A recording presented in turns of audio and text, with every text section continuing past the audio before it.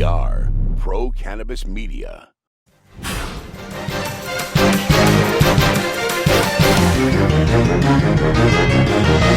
Hi everyone, welcome to another edition of Weed Talk News. I'm Jimmy Young, the founder of Pro Cannabis Media. And I'm Curt Dalton, the founder of Cannabis.net. And today we've got all sorts of international business news for you, both from north of the border, here in the United States, and we've even got delivery coming to New Jersey. We've got labor unions issues. It's almost like the cannabis industry is a mature industry, Curt. Oh, it's going through quite a hard landing and a few hard bounces, but we're getting there. And perhaps the biggest story, Curt, outside of this Acreage and Canopy growth one, is your pal, your friend Adam Levin. He's not really your friend, I know, but he's from High Times. He's calling the shots, and it looks like High Times actually closed on the Harvest deal. Yeah, Jimmy, it looks like things got adjusted to about 8 locations, and it's a $61 million deal roughly. The interesting part is on that kind of deal, I think it's about $1.5 million in cash and $60 million in stock that doesn't exist and may never exist. So 98% chance, this deal was paid for with paper money that doesn't exist. Stay tuned. Stay tuned. Do you get an ATM card with that? All right, that'll do it for that High Times thing. Now let's go to New York for the Green Market Report. That's our pal, Debra Borchardt, with the big deal on acreage and canopy growth. Take it away, Deb. Thanks, Curt. Thanks, Jimmy. And happy Pride weekend, everyone. Wow, we had some big news in the cannabis industry this week. Canopy Growth and Acreage Holdings have changed the terms of their deal. Now, you may recall in 2019, Canopy Growth said it was going to buy Acreage Holdings for $3.4 billion. Well, a lot has happened since then. Now Canopy is only going to pay those shareholders $37.5 million, and they changed the terms of some of the shares. Also, CEO Kevin Murphy is out. Aurora Cannabis also announced some big changes. The company's laying off 25% of their employees. Another 30% is going to be cut over the next 2 quarters. And they are closing 5 of their facilities. They're only going to focus on the cultivation facilities that are large and efficient.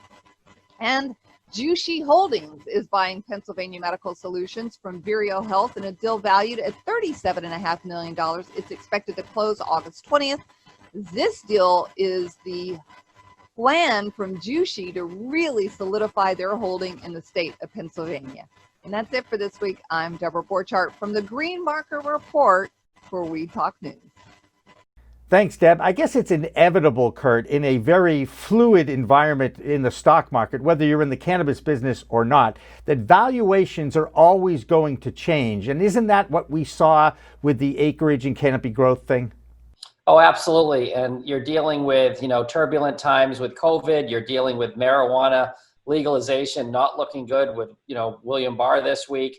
You have people looking at valuations, not only on like a MedMen, which is in trouble, but you got Gotham Green Partners they sent the debt notice to Ithanis. So we're not through this ugly turbulence, Jimmy. It's going to bounce hard across the bottom of the runway a few more times before we get calm and we get some sort of stability. It's all about this adjustment deal. All right, and speaking of big marijuana companies, Curaleaf has amended its deal to acquire another multi-state operator, Grassroots Cannabis. Now, that company is based in Chicago, Illinois, and originally that deal was announced in July of 2019 for $875 million, but now with stock prices down and valuations changing, that deal has been lowered to $700 million, with $75 million cash being eliminated. Now, that's a pretty good discount, Curt, isn't it? Saving $75 million on a deal. I'd like to get a coupon for that. Yeah, you're seeing it where cash is drying up for this industry right now. There's no good headlines for it federally as well. So everything is coming down to cash payments being removed, just like we talked about High Times. Curaleaf's removing cash. It's just a really tight cash market. And companies, it's going to be interesting to see who survives here in another 6 or 8 months. But Curaleaf seems to be very stable. In fact, now their presence moves from 18 to 23 states, with the company now having over 135 dispensary licenses, 88 operational dispensary locations, and over 30 processing facilities and 22 cultivation sites. That's according to the Curaleaf press release. That's a giant of a company right here, and it's in our native Massachusetts. Oh, absolutely. I mean, they're very stable. They're not going anywhere. They're going to be a player and a survivor. I'm just saying the cash part of it and the access to cash is just not there right now. You're seeing some interest rates like our loan sharks are charging for short-term interest rates to cannabis companies who are publicly traded. So you're seeing huge demand right now. I said, if you need the money, you're going to pay like it's a loan shark. And there's not many companies that are going to come out of that looking good. Didn't I see a 60% interest rate in some deal having to do with cannabis recently too? Exactly, and it's like I thought it was a payday loan that gave him the loan, but it's actually a legit person. They just said, "Really, no one's going to give you cash? Guess what? How about this number?" And they said yes to it, and it was only $12 million. That's not a lot of money for a public company. It was only a $12 million deal. Right, but again, $12 million. In US dollars, Canadian dollars. Anyway, for a perspective on that Canopy Growth and Acreage Holdings deal, let's go north of the border to MJBiz Daily's International, Solomon Israel. Solomon? I'm Solomon Israel from Marijuana Business Daily, and this is the Weed Talk News Canadian Cannabis Report. Canopy Growth Corporation is amending its 2019 deal to acquire U.S. cannabis operator Acreage Holdings. The original deal was worth about $3.4 billion. The new proposed deal values Acreage at much less, perhaps $900 million, according to one analyst. The acquisition will only be triggered if the United States legalizes marijuana. And Aurora Cannabis announced major cuts this week. The company is laying off about 700 employees, including some executives. It's closing 5 smaller production sites across Canada to focus on growing at larger, more efficient facilities. Finally, the biggest cannabis market in Canada is at last starting to get the number of stores it needs to succeed. Ontario surpassed 100 retail cannabis store authorizations this month. That's to serve a population of about 15 million people. To put that in context, the province of Alberta has almost 500 licensed stores for a population of about 4.5 million people.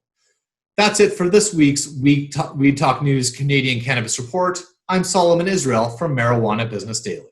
Now that coronavirus has wiped out in-person conventions, MJBizCon is putting on 2 online events from June 29th to July 1st, MJBizCon Direct and the Hemp Industry Daily Conference Direct. Both events will feature industry speakers and exhibitors, and you will be able to communicate directly to them in this state-of-the-art online event. You can register today at mjbizconference.com. That's MJBIZ conference.com. Michigan is updating its labor agreements with cannabis workers. That state has been working under an emergency requirement that required operators and licensees to have a labor agreement in place with their employees. Now, state regulations will no longer require labor peace agreements with employees. Sure enough, there's a Republican-controlled state Senate in Michigan, and one of those state senators, Eric Nesbitt, a Republican, described this whole thing as a mob-style shakedown of these new businesses that are growing. And he said, at least the mob lets you get going first. They won't even issue a license unless you sign one of these labor peace agreements. So, Curt, is this just another example of a new industry kind of sowing its oats, trying to grow and actually get along with its employees, whether they are unionized or not? Yeah, I think at the $15, $16 level of employees, without federal legalization, this probably isn't needed or a good idea. It's going to add cost. I mean, if you just look at union membership in general at the 50,000 foot level over the last 25 years, there's a reason it's just straight down. I don't think we have the pricing power for employees without federal legalization to make the numbers work for a union. It's just too fragmented because of no federal legalization. And remember, unions have been trying to get a piece of this for a long time, in that they wanted that transportation deal in California. They want to be able to transport only in union trucks from a grower to a dispensary. And Steve D'Angelo talks about that. So they're just looking for a way in. But you're right. It feels too early, and it's going to add a lot of cost to those paychecks, which aren't too big. And without being able to get that mass membership, I just think it's a bad idea right now.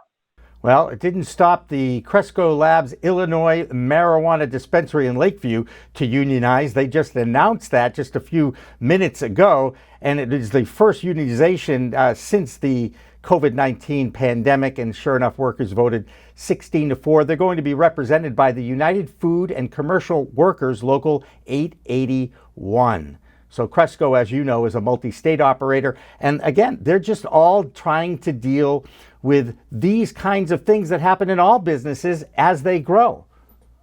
Yeah, like you said, maybe it's a little too early, where you got to let this industry get on its feet. As you say, there's cash is drying up, interest rates, people are barely staying on.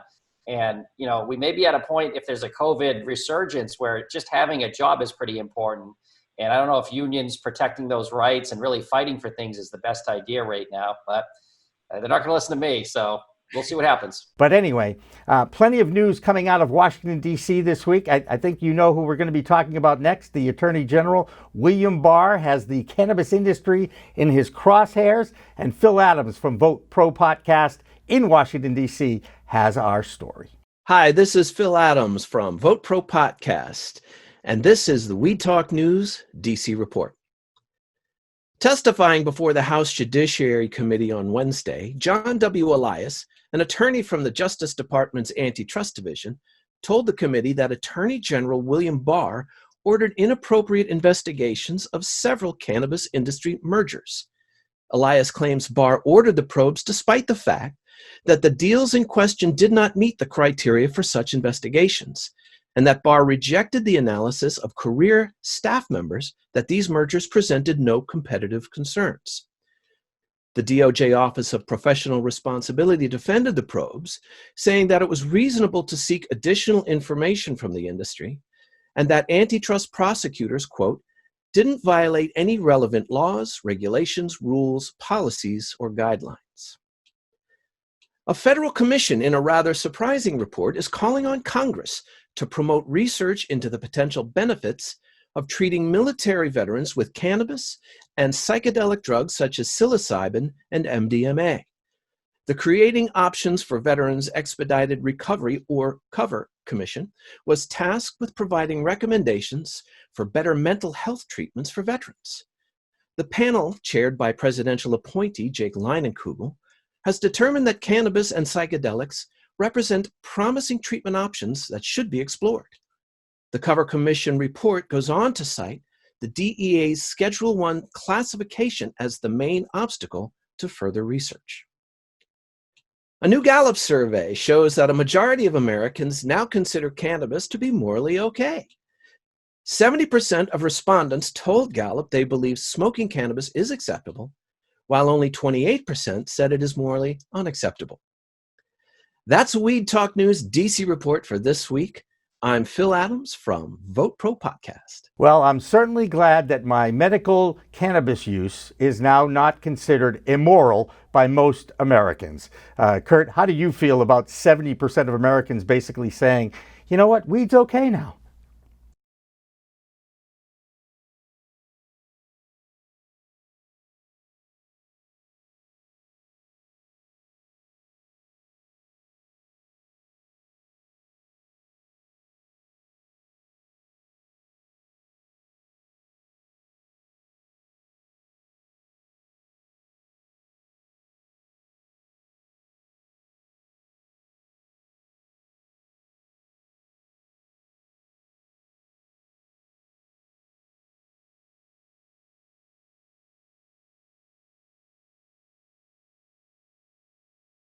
I certainly hope not, since I take those Tylenol just about every night You did all three immorals, don't worry.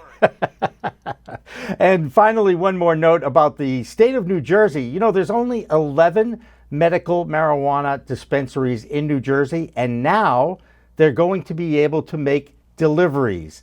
And that's a big step forward in New Jersey, but that's a big state for just 11 medical dispensaries, Curt. Yeah, and the delivery, this is what we talked about, where the COVID rules that are what's positive about it coming out. These state deliveries and these curbsides won't get rolled back, as Chris Walsh has told us, at least he hopes. And at least New Jersey, I have a feeling there's going to be a lot of miles put on a few of those cars. If they only have 11 dispensaries to service that entire state, you better get your Goodyear and your Michelin contract up, because I got a feeling they're going to be busy. Well, you know the joke about New Jersey. Hey, what exit, right? They're going to be going on a lot of exits up and down the New Jersey Turnpike. Well, that'll do it for another edition of Weed Talk News. I'm Jimmy Young, the founder of Pro Cannabis Media. And I'm Curt Dalton, the founder of Cannabis.net. Remember, it's a whole new world of weed out there. Use it responsibly. Thanks for watching. Thanks for listening. Weed Talk Now, Weed Talk News, and In the Weeds are all available on most major podcast distributors like iTunes, Spotify, Google Play, and our friends at clnsmedia.com and our flagship, Cannabis.net. So subscribe, share, and like our videos on all the social media networks out there, including LinkedIn, Twitter, Instagram, Facebook, the WeedTube, and YouTube.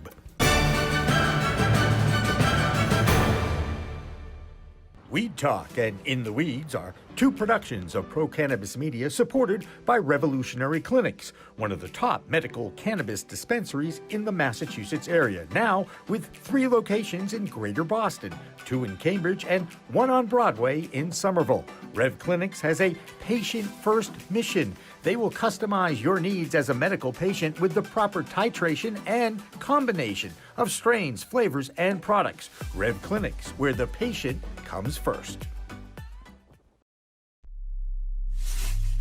We are Pro Cannabis Media.